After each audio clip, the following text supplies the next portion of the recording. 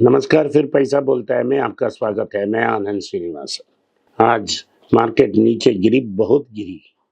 दिवाली की पटाखे चल रही थी, आग जल रहा था मार्केट में। 170 पॉइंट ऑलमोस्ट नीचे आ गई। 167 पॉइंट्स डाउन थी निफ्टी। तो उधर से बैंक निफ्टी की बदौलत एक रिकवरी आई। बैंक निफ्टी 185 पॉइंट्स प्लस थी, तो वो लाके 650 पॉइंट्स ऊपर गई। एंड क्योंकि बैंक 650 पॉइंट्स ऊपर गई, निफ्टी भी ऊपर आई, लगभग फ्लैट आई। लेकिन उसके बाद फिर से एफआईआई ने बेचना शुरू किया, और जब मैं बात कर रहा था, लगभग 40 से 45 पॉइंट नीचे है, 40 to 45 points down as I prepare to speak. कल मार्केट में 157 पॉइंट्स ऊपर आई थी। वो सारे गेन्स आज वाइप आउट हो गई थी एक समय में। उसके बाद मार्केट ने कुछ गेन्स किए हैं, लेकिन अभी 1:30 बजे बज रहे हैं और लगता है मार्केट और नीचे जा सकती है। अगर आज नहीं गया तो कल परसों जाएगा।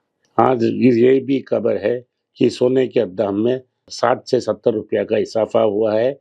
7,350 रुपया पार कर चुकी है 22 कैरेट गोल्ड, और 8,045 रुपया में है 24 कैरेट गोल्ड। सो लगता है सोना का दाम रॉकेट में ऊपर जाएगा और जाता ही रहेगा। हर एक करेक्शन जो आएगा सोने के मार्केट में, वो आपको खरीदने का एक आसान और शानदार मौका है। तो एक साल में और 500-600 रुपया की बढ़त होने की चांस है। 750 रुपया की बचत भी चांस है। सो 8,500 तक 22 कैरेट गोल्ड और 9,000 तक 24 कैरेट गोल्ड जा सकता है। अगर आपको इस साल या अगले साल में सोना चाहिए, अभी लेने का वक्त है, और आपसे कुछ मुनाफा भी कमा सकते हैं। तो ये रहा सोने के न्यूज़। धनतेरस आ रही है। इस धनतेरस तक लगभग 30% मार्केट ने सोना में ऊपर गई है। चांदी 35% ऊपर चल रही है। चांदी का दाम 1,10,000 है, लेकिन मैं चांदी को इतना रिकमेंड नहीं करता हूँ, क्योंकि चांदी की दाम बहुत वोलेटाइल है, और 2 बार पिछले 10 साल में 30 या 40% की करेक्शन हुई है। इसीलिए हम सिल्वर को रिकमेंड नहीं करते हैं। आज बहुत सारे न्यूज़ हैं डिस्कस करने के लिए। हम एक एक से न्यूज़ को देखते हैं। अगली बड़ा न्यूज़ है कि कर्नाटका बैंक अभी 0.6 टाइम्स बुक में ट्रेड कर रही थी। पिछले 2 दिन में 200 रुपया के कम थी। ये एक छोटा रीजनल बैंक है, बहुत अच्छा बैंक है, लोन्स सिक्योर्ड है, और वेरी नॉन एग्रेसिव बैंक है। इससे कंसिडर करने से हमको रेगुलर गेन मिलता रहेगा, और डिविडेंड भी देती है। तमिलनाडु मर्केंटाइल बैंक बहुत लो में है। 11% उनकी प्रॉफिट्स ऊपर हुई है। वो स्पेशलिस्ट एनआरआई ब्रांचेस खोल रहे हैं और आईटी में इन्वेस्ट करना चाहते हैं। लेकिन प्रमोटर के बीच झगड़े हैं, दो ग्रुप के। अभी तक प्रॉब्लम सुलझा नहीं है। सुलझा लेने में 3-4 साल लग सकते हैं। तो आपका वैल्यू अनलॉक करने के लिए आपको ये प्रमोटर ओवरहैंग को सॉल्व करना पड़ेगा। आज सन फार्मा का रिजल्ट आया, उमदा रिजल्ट था। 3045 करोड़ के ऊपर प्रॉफिट्स थी, और लगातार प्रॉफिट्स बढ़ रही है। तो इस दाम में हीरो की सुई है, इसको कंसिडर मत कीजिए। लेकिन इसी सेक्टर में आपके पास नैटको और डॉक्टर रेड्डी है।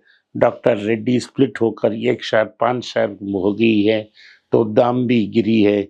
1,270 रुपया में आपको कंसिडर करने के सुझाव दे रहा हूँ। लेकिन आप एक विशेषज्ञ के साथ बैठकर वार्तालाप करके उसके बाद डिसीजन करें। इसके बाद अगला खबर है, नाटको फार्मा भी बहुत इनएक्सपेंसिव स्टॉक है। आप इसको लिए डॉलर बेट समझकर इस दोनों को कंसिडर कर सकते हो। मारुति की स्टॉक में 15% की गिरावट आई है, क्योंकि मारुति बिक नहीं रही है, और किसी स्टॉक बिक नहीं रही है। टाटा मोटर्स में भी करेक्शन है 130 में, लेकिन टाटा मोटर्स के पास एक ब्रॉडर बास्केट है, और जो वैल्यूएशंस हैं वो बहुत कम हैं। इसीलिए हम टाटा मोटर्स को कंसिडर कर सकते हैं।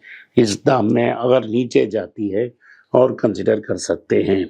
अगली न्यूज़ है कि जो फेडरल बैंक का रिजल्ट आया था, फेडरल बैंक का रिजल्ट बहुत शानदार रिजल्ट था, और उससे फेडरल बैंक ने भी ये अनाउंसमेंट की है कि उनकी प्रॉफिट्स 11% ग्रो कर कर 1000 करोड़ के ऊपर हो चुकी है।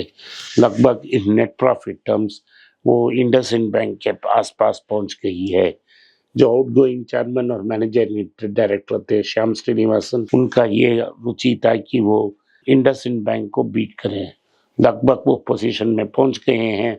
अगर ये एक नया मैनेजमेंट बरकरार रहती है और विजन को ऊपर लेके जाती है तो डेफिनेटली इंडसइंड बैंक को बीट कर देगी। तो आप इसको 75 रुपया में कंसिडर किए थे, आज लगभग 200 के ऊपर जा रही है। स्विगी की आईपीओ की प्राइस अराउंड हो चुकी है 370 से 390 तक पहुंच गई है।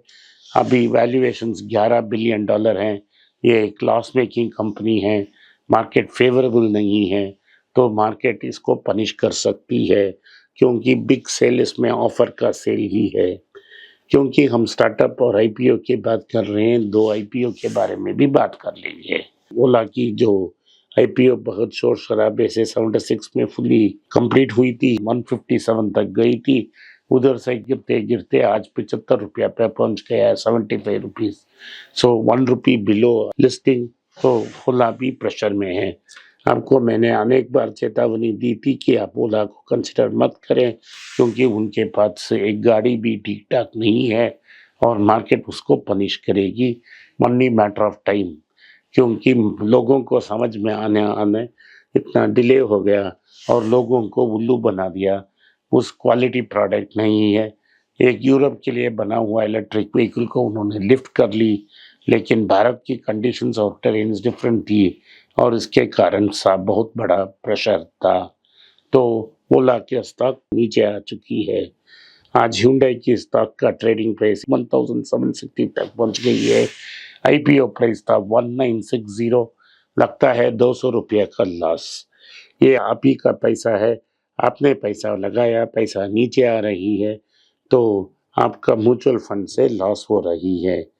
भारत में स्मॉल कैप का बहुत बड़ा बात होती थी, स्मॉल कैप में बड़ा रनअप था अक्टूबर महीने और अभी इस साल महीने में पीक से 10% की करेक्शन आ चुकी है।